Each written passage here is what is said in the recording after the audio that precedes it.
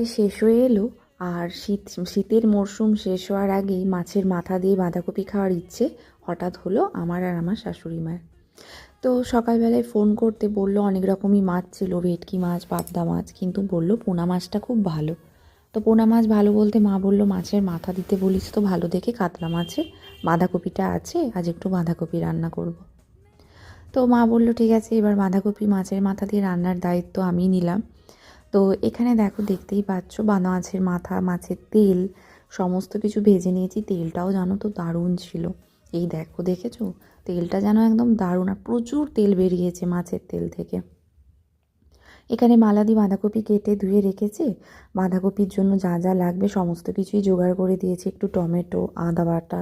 আর এখানে দেখো বাঁধাকপি আমার অলমোস্ট ডান।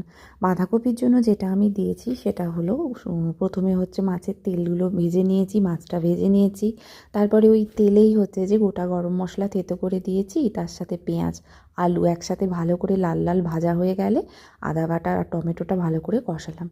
তারপরে হলুদ, নুন, জিরে গুঁড়ো সমস্ত কিছু দিলাম, লঙ্কার গুঁড়ো সব কিছু দিয়ে তারপরে বাঁধাকপিটা তুলে গ্যাস ধিমি করে আস্তে আস্তে ওই জলেই বাঁধাকপিটা যখন হয়ে আসবে তখন একটু স্বাদ মতন মিষ্টি দেব।